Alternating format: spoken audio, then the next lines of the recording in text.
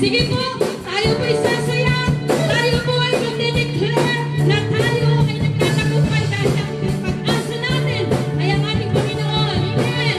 Come on. Woo! Praise you, Jesus. Hey!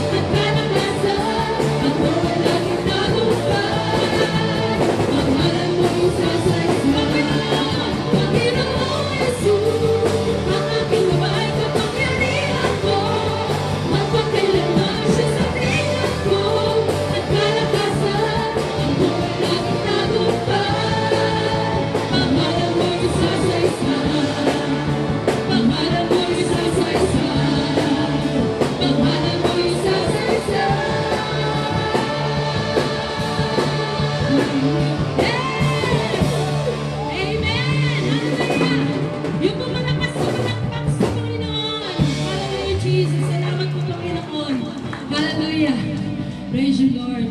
Praise, hallelujah, Lord. Sino dito sa oras na to na sinasabi mo sa sarili mo na kailangan mo ang Lord? Wala ba? Parang wala pong may kailangan sa Panginoon sa oras na to. Sino po dito ang nakakailangan sa Panginoon sa oras na to? Amen. Alam ko lahat tayo, kailangan natin ang Lord. At si Lord, hindi siya nagkulang, hindi siya nagpapaya kahit kailan sa bawat isa. Amen po ba? Amen. Ito yung way natin para ibalik naman natin sa Panginoon yung kabutihan niya sa ating mga buhay sa pamamagitan ng ating pagsamba. Pwede ba yun, mga kapatid? Sige, let's close our eyes. Let's worship the Lord. Ipadaman natin sa Panginoon sa oras na to ang ating pagmamahal sa Kanya. He deserves your worship.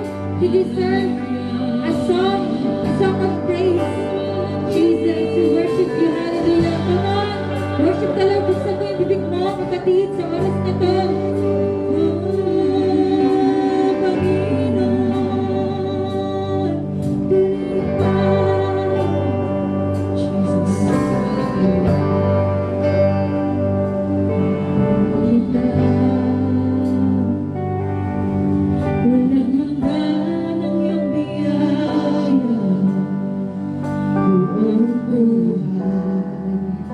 Hawak mo sa iyong kamay.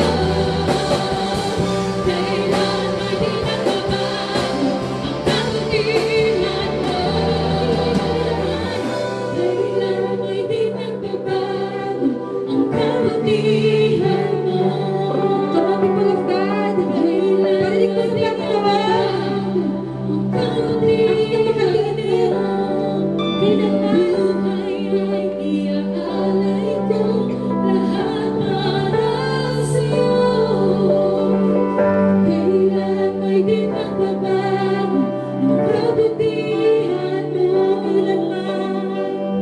Kailan ay di magbabago ang kabutihan mo kailanman. Kailan ay di magbabago ang kabutihan mo. Kailan ay di magbabago. Kailan ay di magbabago ang kabutihan mo kailanman. Kailan ay di magbabago ang kabutihan mo. Buhay ay alay ko, lahat para sa'yo. Kailan ay di magbabago ang kabutihan mo.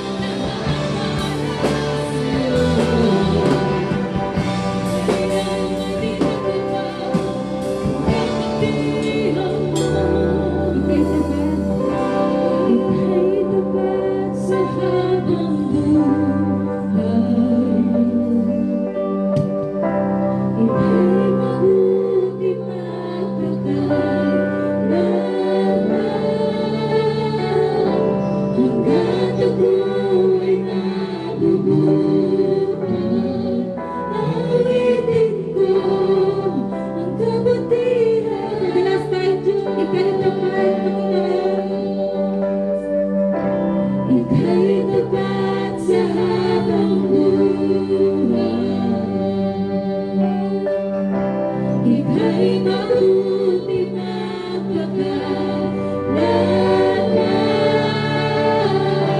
Hangga't ako'y nabubuhay, awitin ko ang kabutihan ng Diyos. Awitin ko ang kabutihan ng Diyos. Awitin ko ang kabutihan ng Diyos. Patuloy po natin sa bahay ng Diyos. Come on.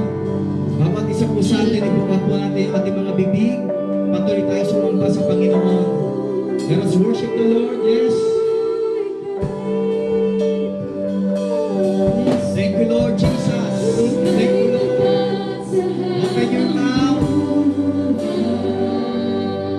Lusong-lusong po ng Diyos at tayo po isang sa Kanya. Ang buong puso. Because God is worthy of our worship. God is worthy of our praise. God is worthy of our thanksgiving. Yes, sabay na. Puso. Bawat isa po sa atin. Bawat isa po sa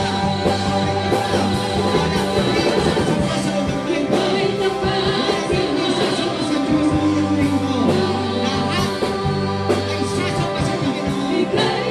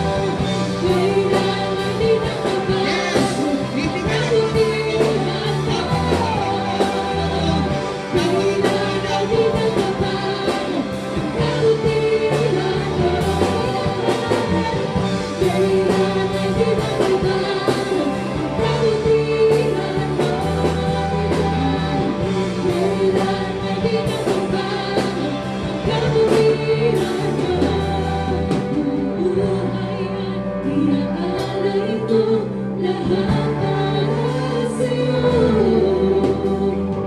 Kailan may di magbabago ang kabutihan mo. Lord, ikaw po ang Diyos na tumutugon sa aming mga panalangin. Thank you, Lord, for this new day. Thank you, Lord, for this wonderful afternoon. Salamat po, Panginoon. Salamat po. And Lord, tanggapin mo yung aming pong pagsamba. Matuwa po kayo sa aming pong pagpupuri, sa aming pasasalamat sa lugar po na ito. Lord, nangusap po kayo sa bawat isa sa amin. Lord, meet the needs of your people. Yung panalangin ng puso nila, tugunin mo po according to your will. Patuloy mo po palakasin ang bawat isa. Lord, minister to each and everyone. Ang may sakit, patuloy mo pong ipadaloy ang kagalingan. Maging sa mga nanonood sa live stream na ito, abutin mo po sila, Panginoon, ng iyong kapangyarihan. I-stretch out your hand upon them. At ang may sakit ay pagalingin mo, Panginoon. By the power of the blood of Jesus, by the power of the Holy Spirit, palakasin mo lahat ng mga nakakapanood sa live stream na ito. Maging lahat ng mga naririto sa lugar na ito, O God. Pagpalain mo po ang bawat isa. And Lord, we open our hearts to you right now. Mangusap po kayo sa amin, magturo, magpakilala po kayo sa amin. And Lord, we allow you to transform our lives from glory to glory, O God. Maraming po salamat. And Lord, yung mga mahal namin sa buhay na hindi namin nakasama sa lugar na ito, because of restrictions, Lord, we apply the powerful blood of Jesus over them. Keep them safe, O God, saan man po sila naroon ngayon. At sa mga hindi nakarating sa lugar na ito, Lord, keep them protected. Bawat isa sa amin sa lugar na ito, at lahat ng mga nanonood, Lord, fill us with joy, with peace, with strength, O God, that comes from you. Salamat po. Ito po ang aming panalangin. Sa pangalan ng aming Panginoong Jesus. Amen. Amen. God bless po. Hindi po makapagpunta tayo lahat. Isang mapagpalang hapon po. Ito po ang ating fourth Sunday, fourth week sa ating pong series na There is Hope. Sabi po natin, There is Hope. Naniniwala po ba kayo na mayroong pag-asa kay Kristo? Naniniwala po ba kayo na mayroong pag-asa sa Panginoong Yesus? Amen. Bawat isa po sa atin, huwag na huwag mawawala ng pag-asa. Napakaganda ng ating series ngayon pong September na ito. No? Next week ay October na. Malapit na ang Christmas. Merry Christmas. No? At sana po I pray na itong buong September na ito talagang nakargahan tayo ng pag-asa. Yung mga nawala ng pag-asa, sana ngayon ay nagkaroon na talaga ng pag-asa sa buhay sa pamamagitan ng Panginoong Jesucristo. Ang mga pangako niya, mga salita niya. Amen po ba? Amen po. Sino po nakakaalam nung message natin, topic natin last Sunday? Sino po nakakatanda? Sino po nakakatanda? Hope in failure. Sino po rito yung mga nag-failed na sa buhay? Yung mga nagkamali na, nadapa na lahat tayo, na po. Pero alam niyo po ba, merong pag-asa. Kahit tayo nagkakamali, may pag-asa kay Kristo. Kailangan lang magsisi tayo sa ating mga kasalanan. Amen po ba? Amen po ba? Kailangan natin ayusin yung buhay natin. No? You are not a failure. Kahit ikaw ay nagkakamali, you are not a failure. Bahagi ng buhay yun na tayo ay nagkakamali, nadadapa, no? Bumabagsak. Pero at the end of the day, dapat bumabangon tayo. Dapat tinutuwid natin yung ating buhay. Dapat nagsisisi tayo. Amen po ba? Amen. At ngayon pong hapon na ito po yung ating last message for this series na There is Hope. No, ang ating pong title ngayon pong hapon ay Hope in Dead End.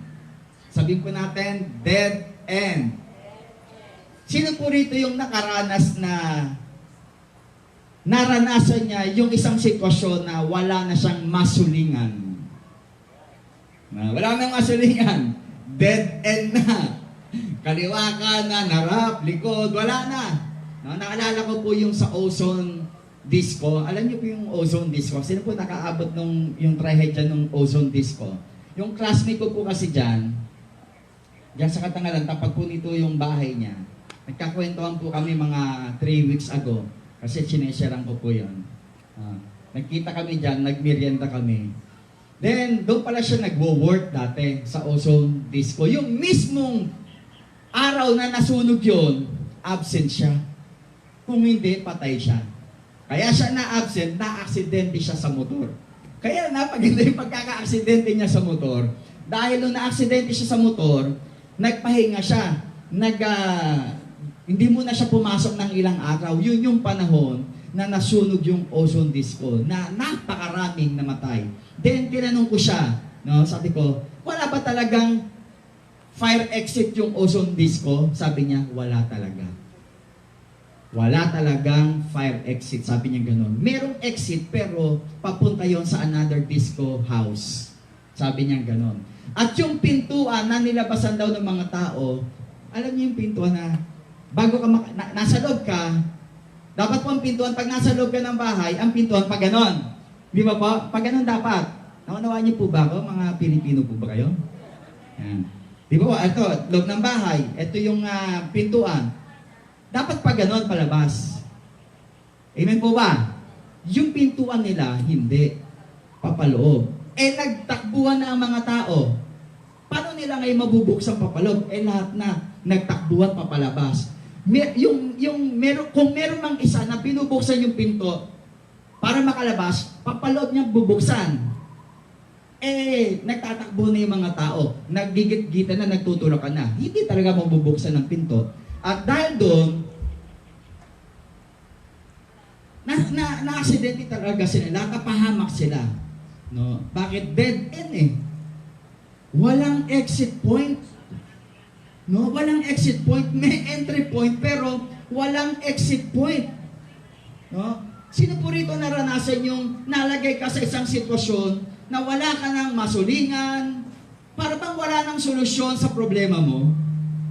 Bakit dami mo nang pinag-isipan pero walang pumapasok na solusyon sa problema mo?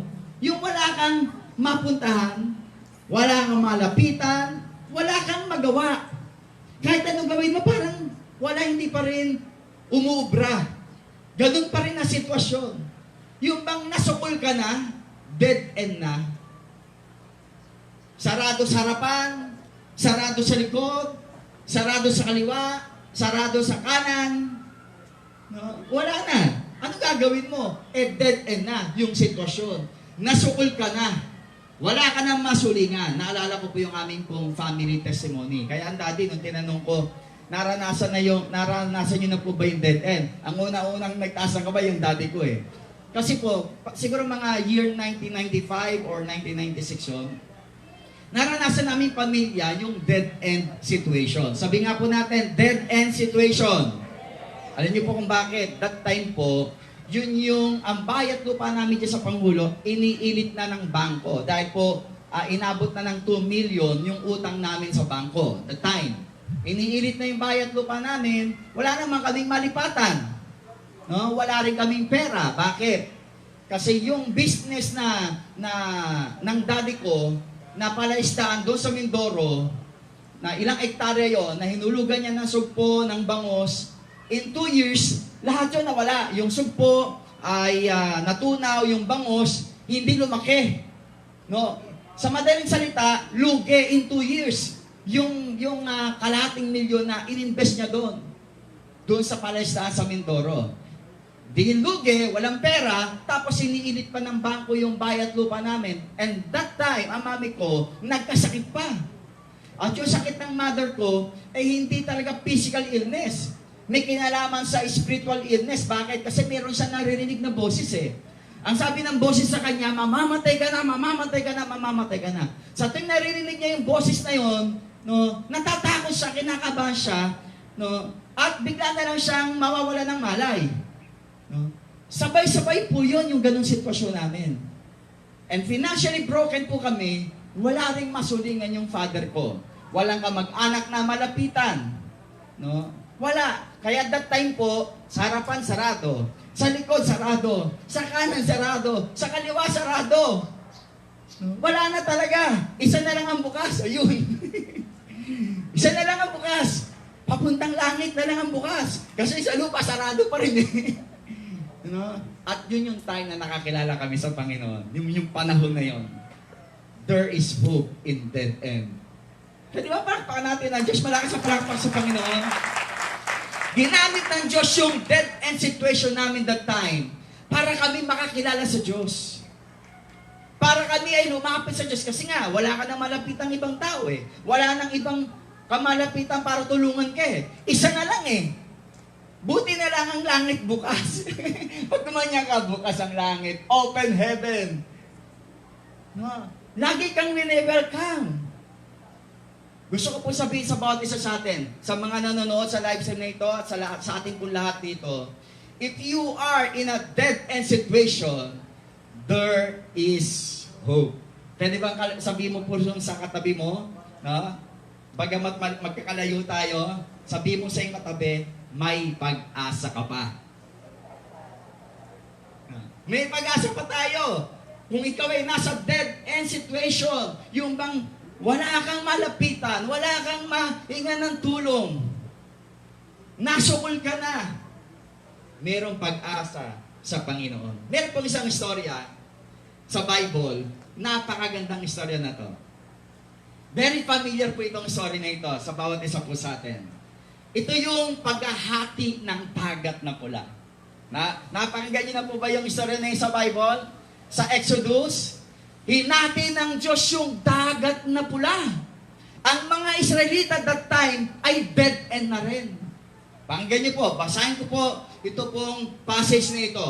Exodus chapter 14, verse 9 to verse 16. Unahin ko po sa verse 9.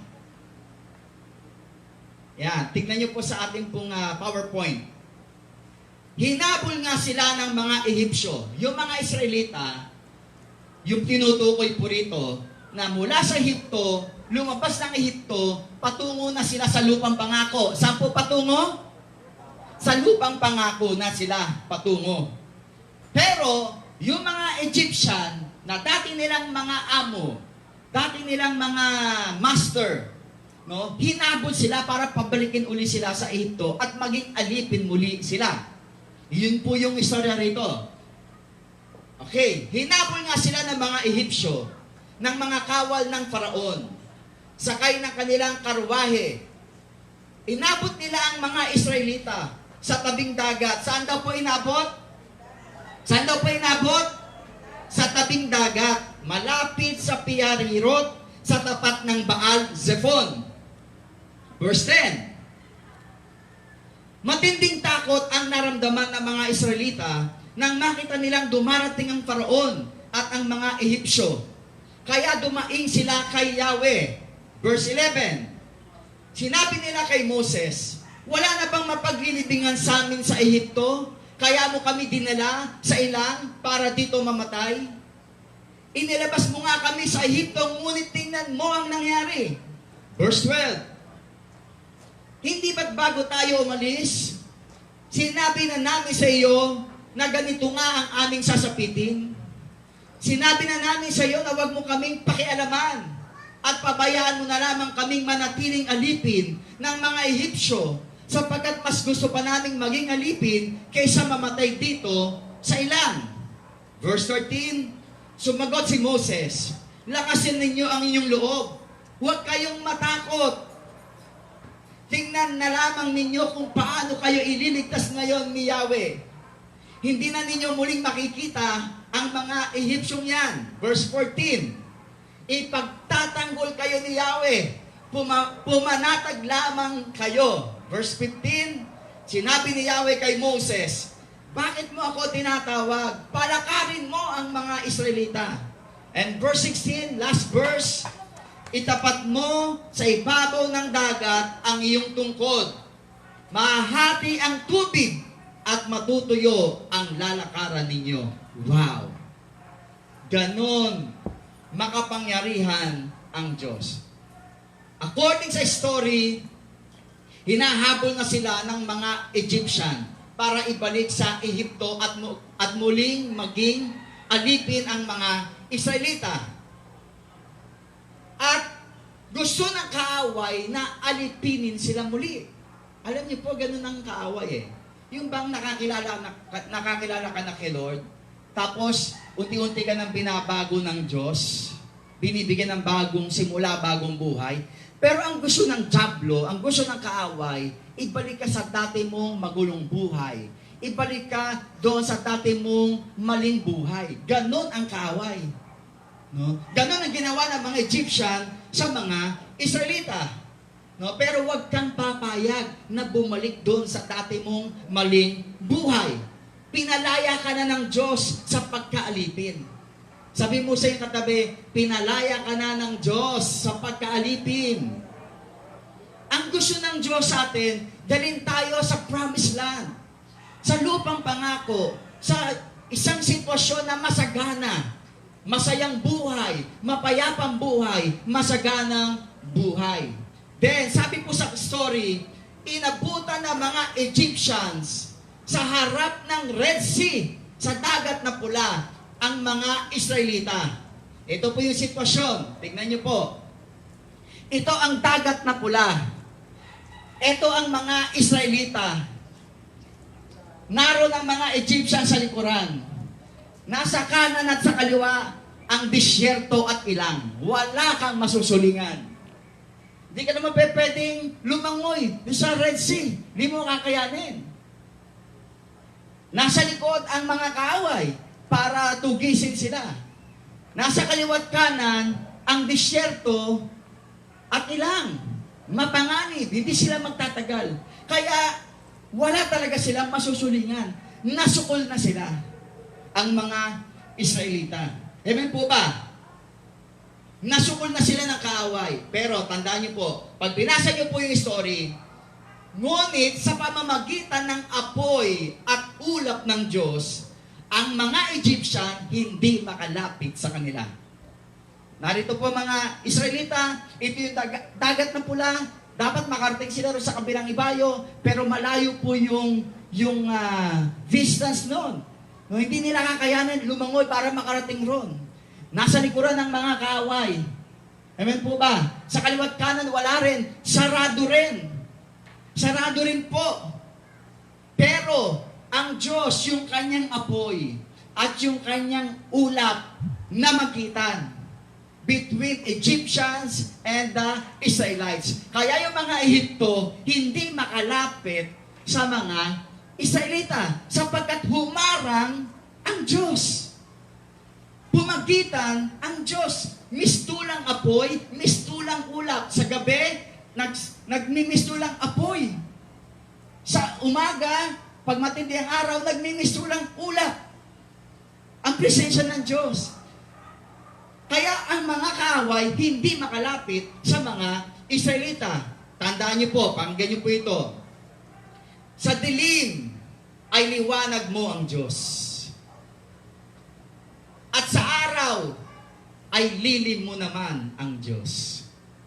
Ulitin ko po, kapag ikaw ay nasa kadiliman, ang liwanag mo ay Diyos. Kapag matindi ang init, ang lilim mo ay ang Diyos. Yun ang naranasan ng mga Israelita.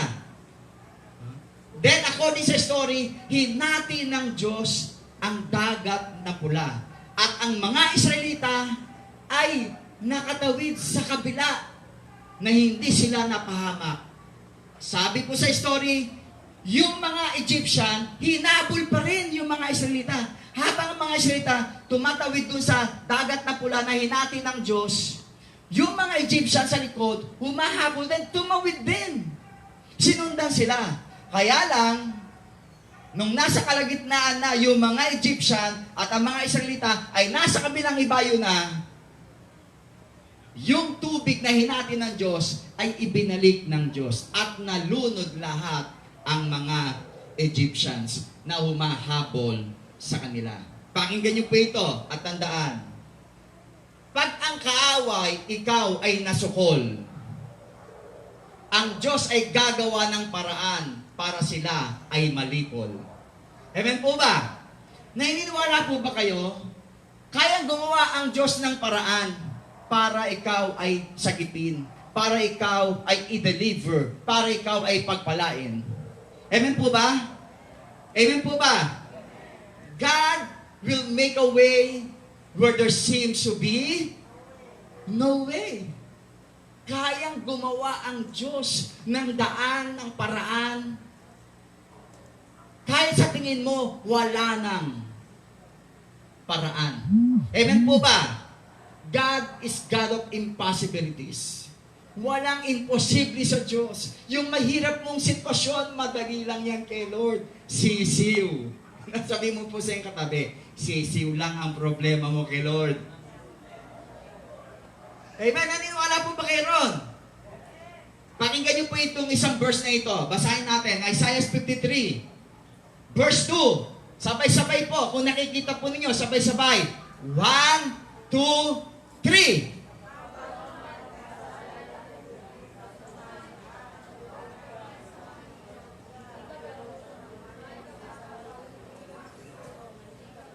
Wow! Basahin ko po. Isaiah 43 verse 2. Kapag dumaan ka sa malalim na tubig, sasamahan kita, sabi ni Lord. Sinurit yung dumadaan niya sa malalim na tubig. Tumawid ka man sa mga ilog, hindi ka malulunod. Sino ngayon na nasa ilog, tumatawid sa ilog? Dumaan ka man sa apoy, hindi ka masusunog. Naroon ka ba sa isang sitwasyon na para bang nasusunog ka na? Nasa apoy ka, hindi ka matutupok. Amen po ba? Ang Diyos ang nangako po nito sa bawat isa sa atin. Ngayon po, ano ang ating gagawin kapag tayo ay nasa dead end ng ating buhay? Anong gagawin mo kung ikaw ay nasa dead end situation mo? Okay, meron po akong 4 na bagay na nais na i-share. Ano ang gagawin mo kapag meron kang dead end situation? Number 1, basahin po natin. Stand. Tayo pong lahat, kayo po dyan na nasa likod, sabi po natin, stand firm. Ang sabi ni Moses, no, sa mga tao, sa mga Israelita na natatakot, do not be afraid. Stand firm. Sabi ni Moses, huwag kayong matakot mga kababayan kong Israelita. Lakasan ninyo ang inyong loob. Sa Tagalog yun ang binanggit na salita eh. Lakasan ninyo ang inyong loob. Sabi mo po sa iyong katabi, lakasan mo ang loob mo. Ang mga Israelita dito, ang sabi po, sila ay natakot na. Sobrang takot na yung naranasan nila. Nung nakita nila, nalaman nila ng mga Egyptian ay hinahabol sila. At nasa likod na, malapit na silang abutan. Kaya ang ginawa ng mga Israelita, nagreklamo kay Moses, di ba po? Nagreklamo sila kay Moses, sinisi si Moses. Ang sabi ng mga Israelita, wala ka bang mapag-ilibingan sa amin sa Ehipto? At dinala mo pa kami rito para dito mamatay? Nilabas mo nga kami sa Ehipto, pero tingnan mo yung nangyari. Sinisi nila si Moses. Tandaan niyo po ito. Imbis na ikaw ay matakot, imbis na ikaw ay magreklamo, imbis na ikaw ay manisi ng mga tao, lakasan mo ang iyong loob. Kung naroon ka sa sitwasyon na dead end na, kung wala ka ng masulingan, tandaan niyo po, kung ikay walang masulingan, lakasan ang loob, pagliligtas ng Diyos tiyak mararanasan. Pwede po bang basahin natin yan sabay-sabay? 1, 2, 3.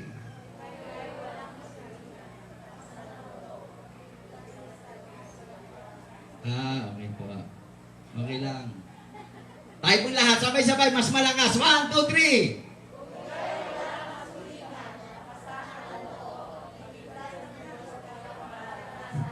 Naniniwala po ba kayo na kaya kang iligtas ng Diyos? Sino po rito naniniwala na kaya siyang iligtas ng Diyos? Taas ang kamay. Yes. Lakasan mo lang loob mo. Huwag kang panghihinaan ng loob. Huwag kang mawala ng pag-asa. Tiyak ang pagliligtas ng Diyos sa iyo. Amen po ba?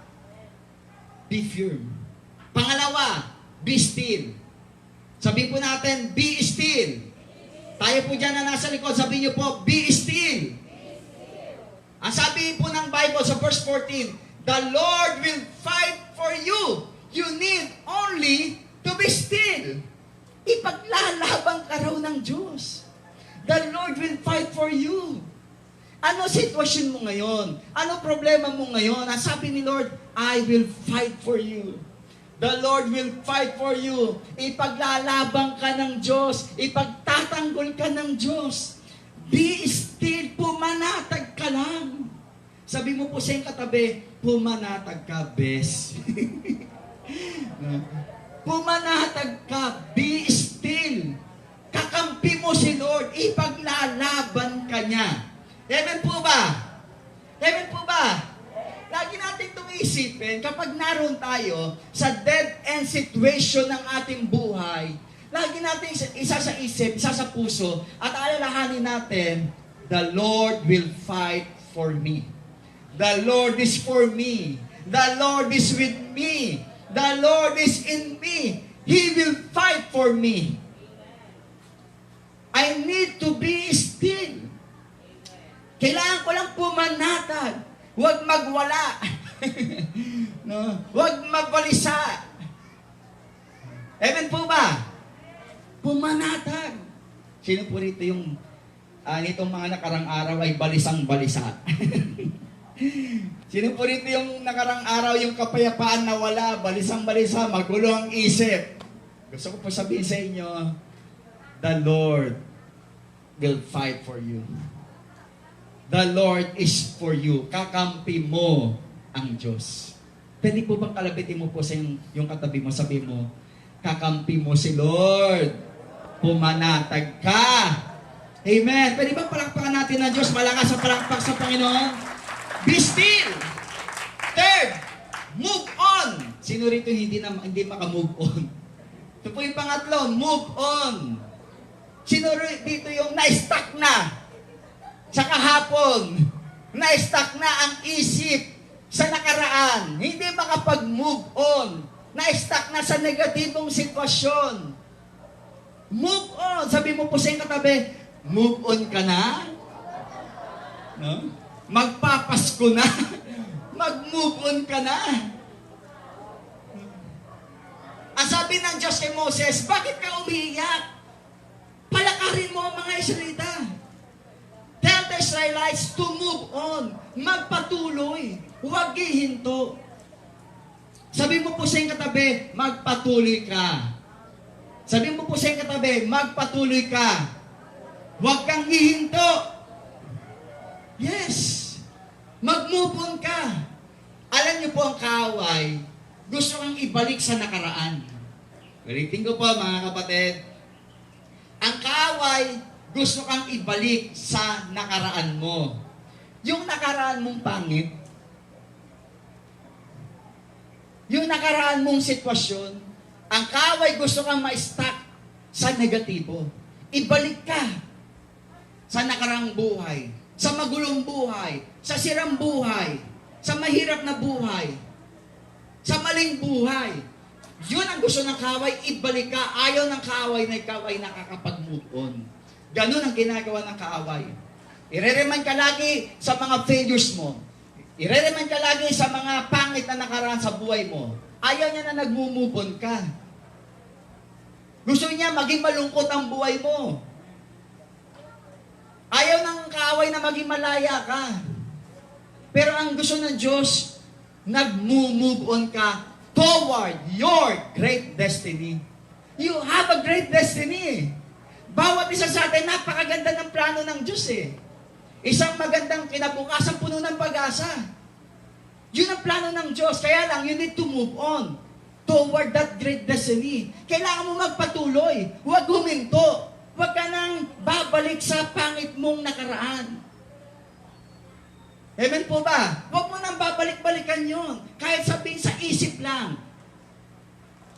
Huwag mo na babalikan yung maling ginawa ng asawa mo nung nakaraan, hindi ka makakamove on nun. Lagi mong pinapaulit-ulit. O, ayan ka na naman. Binabalikan mo na naman yung nakaraan. Tapos na yon. Forgive.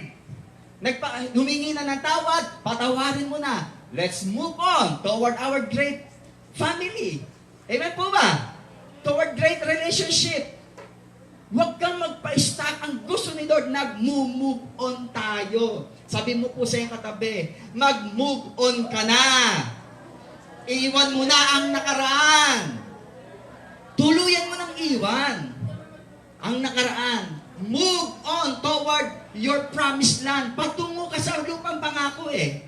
Nakita niyo po yung picture, ang mga Israelita, naglalakbay patungong lupang pangako. Tapos gusto silang ibalik ng mga Egyptian sa Ehipto, sa pagkalipin. Kung ikaw yung Israelita ron, ano pipiliin mo? Magpatuloy patungo sa lupang pangako, land of milk and honey, o sa Ehipto na isa kang alipin doon? Ano gusto mo? Sa masaganang buhay o sa buhay na alipin ka? Ano po gusto ninyo? Masaganang buhay. Para mo marating yon, you need to move on. Buti na lang may mic si Paul doon. Kaya wag nating panghihinayangan, yung dati nating buhay, pangit na nga yun, inalis ka na nga ni Lord doon eh. Dinadala ka na nga ni Lord sa mas magandang buhay eh. Inalis ka sa magulong buhay, sa maling buhay. Amen po ba? Move on toward your promised land, your great destiny. Pakinggan niyo po ito. Bago ko sa fourth point and last, kung ikay walang masulingan, huwag tatalikod, ituloy ang laban. Basahin natin ito ng malakas. 1, 2, 3. Amen! Sabi mo sa iyong katabi, ituloy mo lang ang laban. Walang ayaw, walang tatalikod. Fight the good fight of faith. Ilaban mo yung pangarap ni Lord sa buhay mo. Ilaban mo yung pangarap ni Lord sa pamilya mo. Ilaban mo. Huwag kang hito, huwag kang tatalikod. Kung parang minsan ay napapagod ka na, di magpahinga ka lang sandali. Then fight again. Laban uli. Amen po ba? Ang mahalaga, nagpapatuloy toward our great destiny. And last, pang-apat. Basahin natin sabay-sabay. 1, 2, 3. Declare the power of God over your situation. Ano sabi ng Diyos? Moses, yung tungkod na hawak mo, itapat mo sa dagat na pula at mahati ang dagat na pula. Wow! Ano po ibig sabihin? Kapag ikaw ay nasa dead-end situation, nasa isang sitwasyon ka na napakapangit, ideklara mo ang kapangyarihan ng Diyos sa sitwasyon na yun. Hayaan mo ang Diyos ang mag-take over that situation. Amen po ba? Ipagkatiwala mo sa Diyos, sa kapangyarihan niya, yung sitwasyon mo. Amen po ba? Allow God to take over your dead-end situation. Ideklara mo, sabihin mo, ang kapangyarihan ng Diyos over your situation. Mahalaga po kasi na ikaw ang nagdedeklara. Ang idedeklara mo, mga pangako ng Diyos. Ang idedeklara mo, mga salita ng Diyos. Ang idedeklara mo, ang kapangyarihan niya sa sitwasyon mo. Ang idedeklara mo, yung finish result nung pagkapako ni Jesus sa krus. Yung benefits of Calvary, ang idedeklara mo sa sitwasyon mo. Halimbawa, tinaningan ka na ng doktor dahil sa sakit mo. Ideklara mo yung pangako ng Diyos sa mga latay ni Jesus, sa dugo ni Jesus, ako ay magaling na. Dinedeklara mo. Hindi yung, ang dinedeklara mo, sabi ng doktor, mamamatay na ako in 3 months. Yung bang laging, yung negatibo, yun yung dinedeklara mo. Pag ikaw may nakakakwentuhan, laging labas ang bibig mo negatibo, sabi ng doktor, ganito eh. Hindi na ako magtatagal eh. Pag meron kakakwentuhan, ganito yung sitwasyon namin, kawawa naman kami. Why not, sa tuwing magsasalita tayo, ang idedeklara natin ay mga pangako ng Diyos. Yung kapangyarihan niya ang lalabas sa bibig natin over our dead-end situation. Idedeklara mo. Kaya sabi ng Diyos, Moses, itaas mo yung tungkod, simbolo ng kapangyarihan ng Diyos. At itapat mo sa ilog na pula, sa sitwasyon mo. At yung sitwasyon mo, mahati. Yung dagat na pula, mahati. At makakaraan ka. Amen po ba? Amen po ba? Kung gusto natin na yung sitwasyon natin ay mabago, kung nasa dead-end situation ka, kung gusto mo ma-overcome yan, yung mga pangit na sitwasyon na yun sa buhay mo, kailangan po positibo talaga tayo. Sa mga lumalabas sa bibig natin, positibo. Dinideklara natin ang kapangyarihan ng Diyos over our situation. Dinideklara natin ang mga pangako ng Diyos over our situation. Napakahalaga po ng mga salita lumalabas sa ating bibig. Sabi ng Proverbs, merong buhay at kamatayan dito sa ating pagsasalita. Pag negatibo, ang sinasabi mo, kamatayan ang lumalabas. Kapag positibo, buhay ang lumalabas. Amen po ba? Always declare the power of God over our situation. Ngayon, ano po ang problema po natin? Ano problema mo ngayon? Ano ang dead-end situation mo ngayon? About sa health ba? About sa finances ba? About sa relationship ba ang dead-end situation mo? Ano ang problema mo? Gusto ko po sabihin sa atin, mas makapangyarihan at mas malaki ang Diyos kaysa sa problema mo, kaysa sa sitwasyon mo. Amen po ba? Tandaan niyo po ito. Kung ika'y walang masulingan, kapangyarihan ng Diyos ay asahan. Basahin po natin sabay-sabay. 1, 2, 3. Amen. Mga pangako niya, asahan mo. Kapangyarihan ng Diyos, asahan mo. Sa panahon na wala kang masulingan.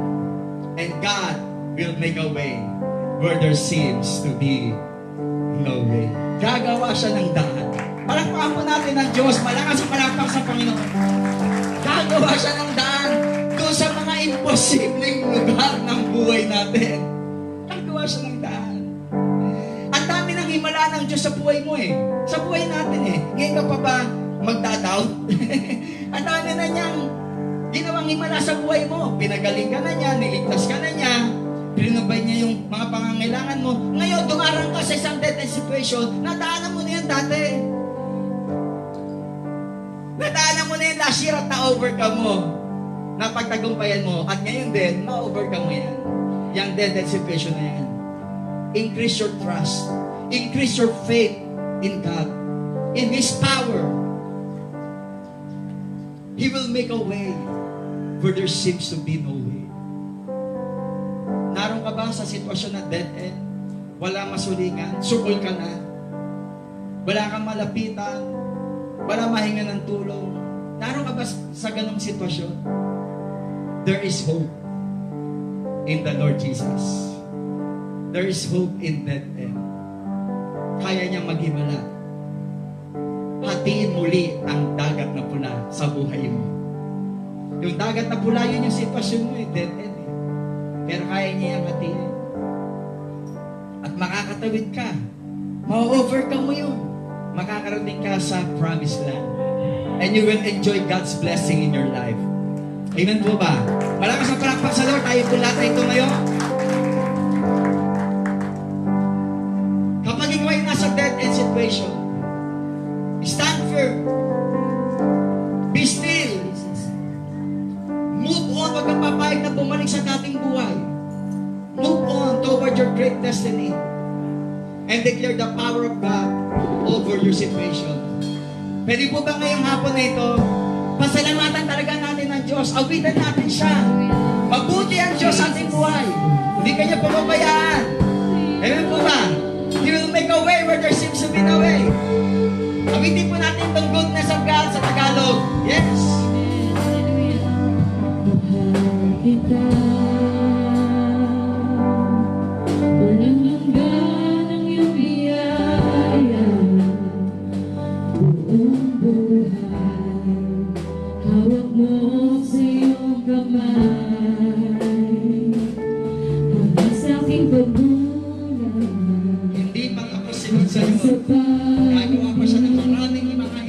sa buhay mo.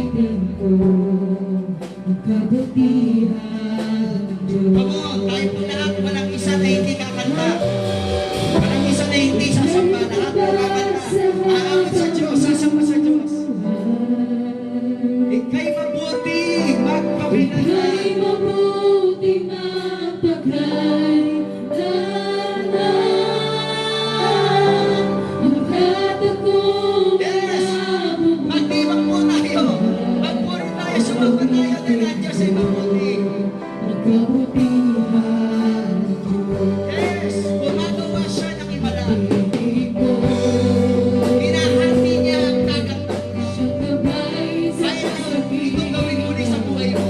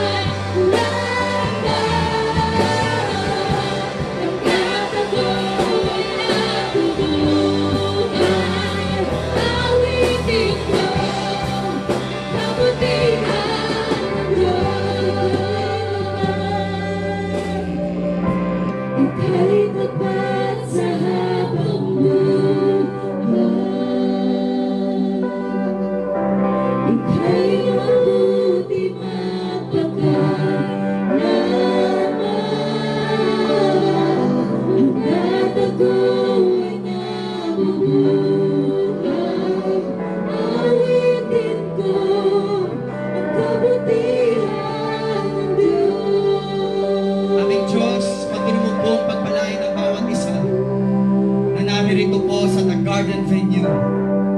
Maging lahat po ng mga nanonood sa live stream po na ito, iyo po pagpalain, Panginoon. Continue to meet their needs.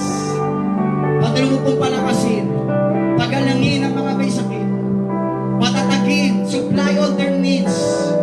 Hatiin mo ang dagat na pula sa buhay nila. And make a way, Lord, sa kanila pong mga buhay. Maging malabo kayo. Yung imposibleng bagay gawin pong posible, Panginoon, para sa buhay ng bawat isa.